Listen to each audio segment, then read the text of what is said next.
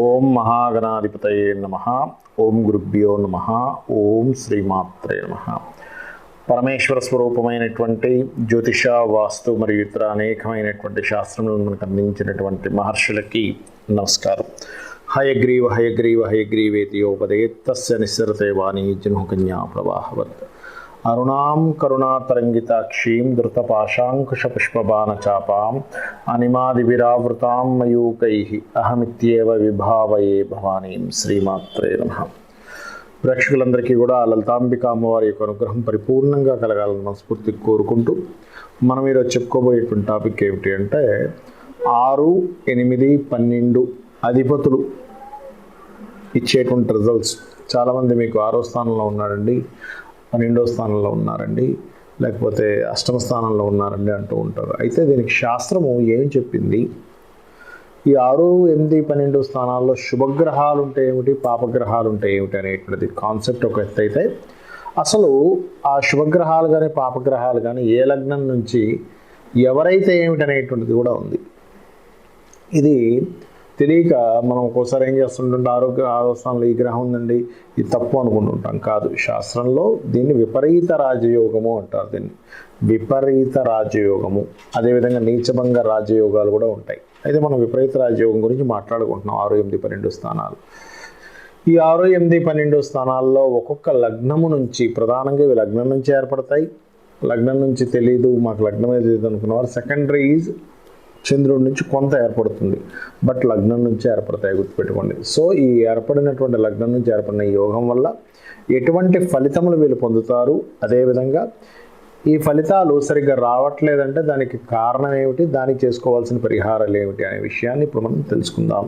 మకర లగ్నము, మకర రాశి. మకర లగ్న రాశి వారికి కనుక చూసుకున్నట్లయితే పర్టికులర్గా 6, 8, 12 స్థానాధిపతులు బుధుడు, రవి, గురువు అవుతారు. ఈ బుధ, రవి, గురువులు కనుక 6, 8, 12 స్థానాల్లో ఎక్కడున్నా విపరీత రాజయోగం అని చెప్తుంది. విపరీత రాజయోగం అంటే మనిషి ఇంకా ఈ వ్యక్తి లైఫ్లో ఇంకా కలిసి రాదేమో, ఈ వ్యక్తి సంగతి ఇంతే అనుకున్నది కూడా అద్భుతంగా కలిసి వచ్చేటువంటి యోగాన్ని విపరీత రాజయోగం అంటూ ఉంటారు.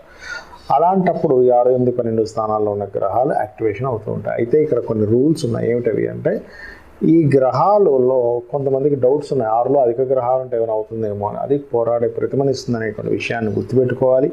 మరియు అష్టమంలో కనుక ఉన్నట్లయితే కొన్ని గవర్నమెంట్ రిలేటెడ్ మూలంగా కలిసి రావడాలు కొన్ని జరుగుతూ ఉంటాయి. అదే మరి ఎక్కువగా రాహు శని కూడా ఉన్నట్లయితే గవర్నమెంట్ మూలంగా నష్టం కూడా వస్తూ ఉంటుంది.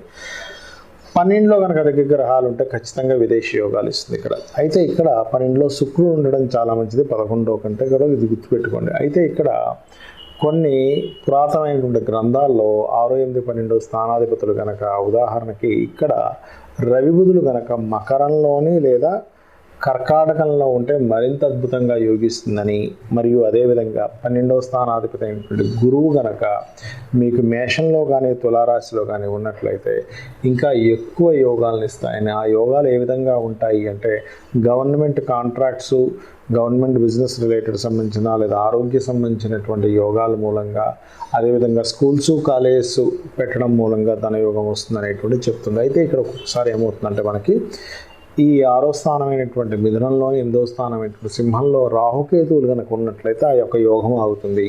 అలాంటప్పుడు పర్టికులర్గా మీరు రాహుకేతువుల గ్రహాల దగ్గర దీపారాధన చేసుకుంటూ, ముఖ్యంగా గోవుకి ఏదైనా పిడికెడు బెల్లము, గ్రాసము తినిపించడము, గణపతి మరియు దుర్గాదేవి యొక్క ఆరాధన కనుక చేసుకున్నట్లయితే ఈ ఏర్పడినటువంటి యోగము ఏర్పడినట్టుగా ఆయా మహాదశల్లో, అంటే బుధదశ, రవిదశ లేనట్లయితే గురు మహర్దశల్లోని, లేదా ఒక్కోసారి కుజ శుక్ర దశల్లో కూడా ఈ యోగం అనేటువంటిది రావడం జరుగుతుంది. మనం ఇప్పటివరకు చెప్పుకున్నటువంటి 6, 8, 12 స్థానాధిపతుల గురించి మనం చెప్పుకున్నాం కదా. అయితే ఇందులో పర్టికులర్గా నేను మీకు చెప్పేది ఒకటే, ఇది మీ పర్సనల్ చార్ట్లో బాగా అర్థం చేసుకోండి. ఇది మీ పర్సనల్ చార్ట్లోకి సంబంధించినటువంటిది, ఇది గోచారానికి సంబంధించింది కాదు. గోచారానికి సంబంధించినటువంటి పలానా దేశాన్ని బట్టి, పలానా లగ్నాన్ని బట్టి అని అర్థం చేసుకున్నది వేరు. అయితే ఇక్కడ మీరు తీసుకోవాల్సిన జాగ్రత్తలు ఏంటో చెప్తాను. ఇక్కడ మనం ఏదైతే ప్రిడిక్షన్స్ చెప్పుకున్నామో వీటికి ఖచ్చితంగా ఆ దశ రావాలి. ఇప్పుడు మనం 6, 8, 12 అధిపతులు ఆ మహాదశ రావాలి. ఏదైతే మనం చెప్పుకున్నటువంటి రిజల్ట్, ఆ దశ వస్తేనే మీకు ఈ మహాదశ యోగిస్తుంది. ఒకటి, ఆ దశ వచ్చినా యోగించట్లేదు అంటే అక్కడ మైనస్ని ఇచ్చే గ్రహం ఏదో అక్కడ ఉంది. అంటే రాహువో కేతువో లేకపోతే నీచ స్థానంలో ఉన్న గ్రహము, నీచభంగం కానటువంటి గ్రహం ఏదో ఉందని అర్థం చేసుకోవాలి. 6, 8, 12 స్థానాల్లో రాహువు కానీ కేతువు కానీ, నీచ స్థానాల్లో ఉన్న గ్రహం కానీ, పాపకర్తల్లో ఉన్న గ్రహం కానీ 6, 8, 12లో ఉన్నప్పుడు మీకు రావాల్సిన నీచం అంటే మీకు రావాల్సింది ఏదైతే రాజయోగం ఉందో అది ఆగుతుందని అర్థం. అలాంటప్పుడు మీకు ఏ గ్రహం ఉంటే దానికి సంబంధించిన దానం ఇవ్వండి. అంటే ఉదాహరణకి గోధుమలు, రవికి సంబంధించిన గ్రహం నీచబడి ఉంది, గోధుమలు ఇవ్వండి. చంద్రుడు బియ్యం ఇవ్వండి. కుజుడు కందులు ఇవ్వండి. బుధుడు పెసలు ఇవ్వండి. అదేవిధంగా గురువు అయితే శనగలు, మనకి శుక్రుడైతే బొబ్బర్లు, శని భగవానుడైతే తెల్లటి నువ్వులు, రాహువు అయితే మినుములు, కేతు అయితే ఉలవలు దానంగా ఇవ్వండి. ఇవి ఆ వారాల్లో అంటే మనకు తెలుసు ఆదివారం గోధుమలు, సోమవారం బియ్యము, మంగళవారం కుజుడికి సంబంధించిన మంగళవారము, బుధుడికి సంబంధించిన బుధవారము, గురువుకి సంబంధించిన గురువారము, రాహువుకి సంబంధించిన శనివారము, కేతువుకి సంబంధించిన కూడా మంగళవారం ఇవ్వాలి. ఉదయం 6 నుంచి 7:30 మధ్యలోనే ఆ దానం ఇవ్వండి. ఎందుకు ఈ దానం అంటే ఎప్పుడైతే మనం ఒక పదార్థాన్ని దానంగా ఇస్తామో ఆ పదార్థం ఇచ్చిన వెంటనే మనలో నుంచి ఆ నెగటివ్ ఎనర్జీ అనేటువంటిది వెళ్ళిపోతుంది. గుర్తుపెట్టుకోండి. వెళ్ళిపోయినప్పుడు ఏమవుతుంది, ఇక్కడ ఏదైతే మనకి రాజయోగం కలగాలో ఆ విపరీత రాజయోగం కలిగేటువంటి ఆస్కారం పెరుగుతుంది.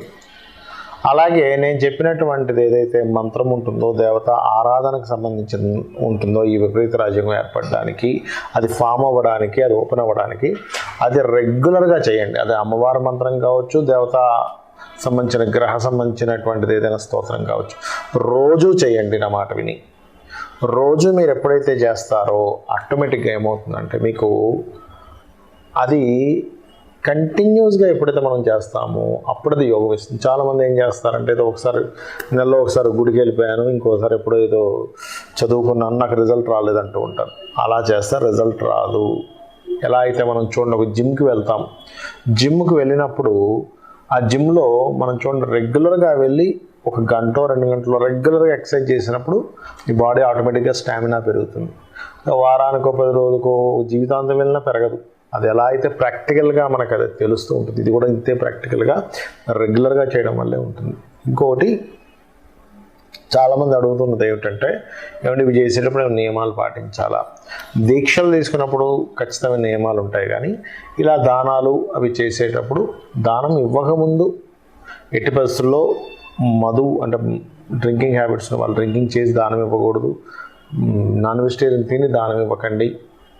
ఇచ్చిన తర్వాత తినొచ్చు, దానికేం ప్రాబ్లం ఏం లేదు. మీకు ఒకవేళ అలవాటు ఉంది, that is different thing. But ఇవ్వకముందు మాత్రం చేయకండి. ఇంకోటి పర్వదినాలు వస్తూ ఉంటాయి మనకి, ఏకాదశనో లేకపోతే ద్వాదశనో లేకపోతే అమావాస్యనో పౌర్ణమనో అష్టమి అనో ఇట్లా కొన్ని ఉన్నాయి. అష్టమి రోజు దానం చేస్తే చాలా మంచిది. ఆ రకంగా చేసేటప్పుడు ముఖ్యంగా అమావాస్య నాడు సంబంధించిన పితృదేవతలకు దానం ఇస్తూ ఉంటారు, స్వయం భాగమని. ఇది ఖచ్చితంగా చేయండి. ఇది ఒక్కటే ఒక ఎత్తు, మీరు చేస్తున్న దానాలని ఒక ఎత్తు. ఖచ్చితంగా మీకు ఈ దానం ఇవ్వడం ద్వారా, ఈ మంత్రం చేసుకోవడం ద్వారా మీ జన్మజాతకంలో ఏదైతే విపరీత రాజయోగం ఉందో ఆ విపరీత రాజయోగం అనేటువంటిది మీకు ఓపెన్ అవ్వడం జరుగుతుంది.